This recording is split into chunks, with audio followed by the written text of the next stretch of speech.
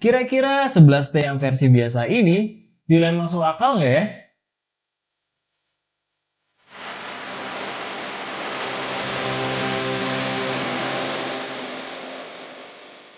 Hai Smart Buyer, gue Rizky. Kali ini kita akan full review untuk Xiaomi 11T. Kira-kira plus minus dari handphone ini apa aja? Let's check this out.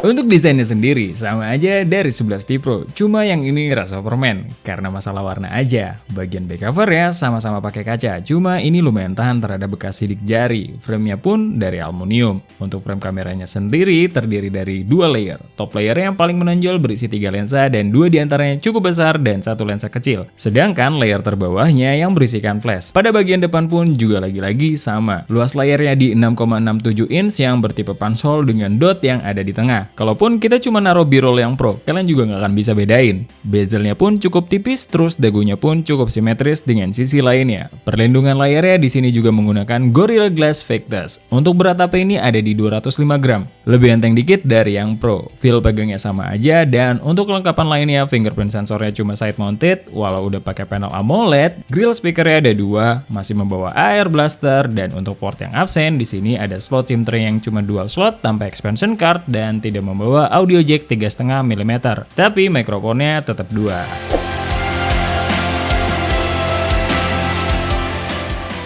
Untuk displaynya pun udah cukup nyaman lah, layarnya udah Full HD Plus dengan menggunakan panel AMOLED, serta dengan 1 billion color HDR10+. Selama videonya support, harusnya udah cukup enak. Terus selama nggak dibandingin dengan layar HP lainnya ya. Untuk main game udah enak, karena touch samplingnya sudah di 480Hz. Always on display-nya juga udah bisa di set seharian. Dan kita bisa set sesuai dengan keinginan kita. Dipakai scrolling menu atau media sosial juga udah sangat enak, karena refresh rate-nya pun udah di 120Hz. Pas kita tes di controllable area, beda dengan saudaranya yang Pro. Unit yang kita pegang ini aman. Jadi kita nggak perlu nanya lagi, kita gacha sendirian atau enggak. Untuk dukungan sentuhannya sudah mendukung 10 jari, pas kita coba rapid touch semuanya sudah sangat responsif. Di bagian speakernya yang udah stereo, walau nggak di set sama Kang Harman, tapi reproduksi suaranya masih tetap oke dan lebih menggelegar dari versi yang Pro. Ingat ya, cuma lebih menggelegar. So, typical bass set ala Xiaomi stereo balik lagi di sini. Kalau kalian main game pakai speaker ini, terus download high quality audio, udah enak banget. Cuma kalau untuk dengerin musik atau film, ya output suaranya akan didominasi oleh bass. Mid, treble, dan vokalnya akan kerasa overshadow oleh bassnya.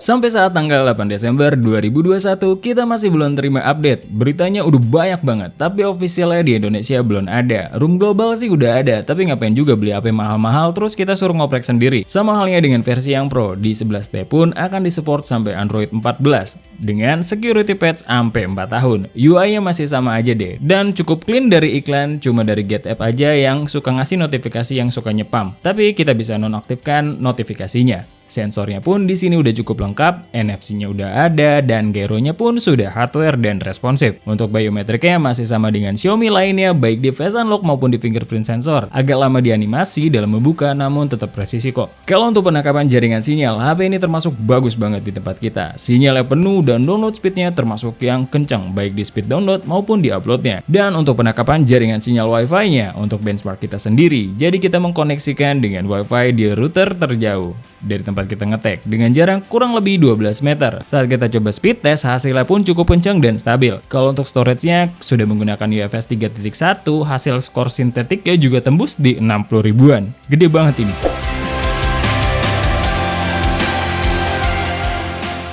Lanjut kita bahas kameranya. Untuk kamera belakangnya, HP ini sudah dibekali lensa yang sama dengan versi yang Pro, yaitu 108 megapiksel kamera utama, 8 megapiksel ultrawide, dan 5 megapiksel lensa telemakro. Sedangkan di kamera depannya beresolusi 16 megapiksel. Untuk hasil penangkapannya berbeda dengan yang versi Pro. Di sini konsisten banget. Color science khas MediaTek yang warm masih ada tapi nggak sampai lebay banget. Untuk detail HP ini termasuk yang bagus. Cuma autofocus HP ini nggak sebaik versi yang Pro. Kalau untuk HDR-nya HP ini masih sanggup lah. Kasih hasil yang cukup enak dilihat mata.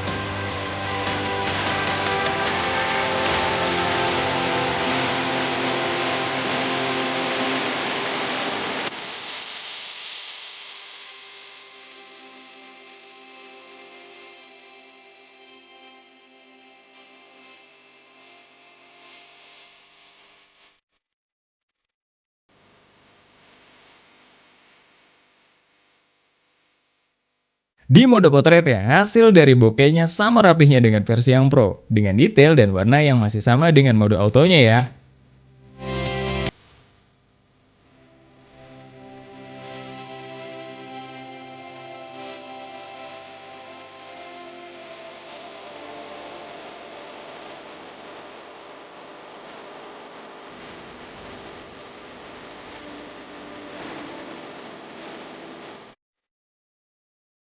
Di mode ultrawide ya, hasilnya ada penurunan sedikit dari segi detail, tapi nggak sampai terlalu jauh, terhitung cukup konsisten. Untuk kondisi low light, berbeda dengan versi yang Pro, di sini konsisten. Hasilnya cukup terang, dan sentuhan warm kameranya bikin suasana malamnya lebih hidup. Saat kita menggunakan night mode, hasilnya terasa sedikit kenaikan detail dan kecerahannya. Berbeda dengan versi yang Pro, di sini nggak terlalu signifikan kenaikannya. Hitungannya lumayan mild lah.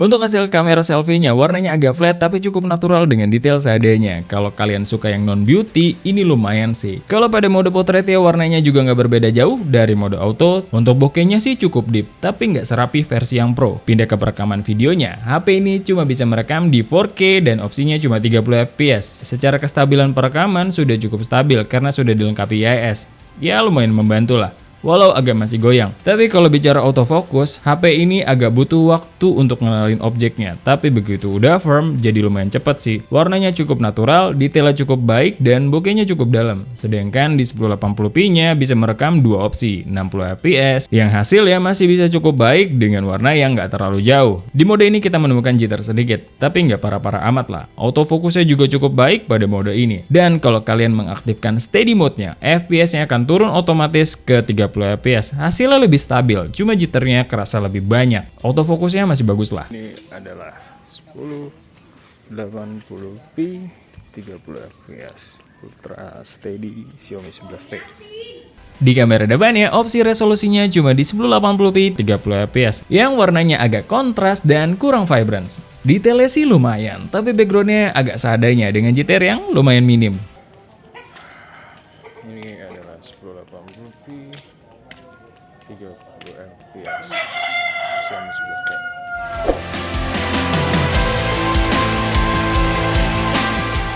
Untuk baterai HP ini sendiri dibekali 5000 mAh. Chargernya pun cukup besar di 67 watt. 1-100% kita cuma butuh waktu sekitar 40 menitan. Dan itu hitungannya udah termasuk cepat. Ketahanan baterainya pun lumayan lah. SOT 7-8 jam kalau dengan gaming yang intens dan 10-11 jam kalau lagi nyantai tanpa gaming. Bicara soal performa, HP ini seharusnya mantap lah. Di harga 6 juta kalian bisa ngerasain chipset terbaru dari MediaTek, yaitu Dimensity 1200U, RAM 8GB dan storage-nya di 256GB. Waktu pas kita tes pakai Antutu, skornya mencapai di 581 ribuan. Cuma santer berita, setelah update skornya naik signifikan. Tapi skor tetaplah skor, yang paling penting itu realitanya gimana, bener gak? Nah, sebagai gambaran, untuk bermain Genshin Impact, untuk settingan tertinggi di highest 60 fps sebenarnya udah agak keteteran. Tapi kalau dibandingin sama yang Pro, mendingan ini kemana-mana.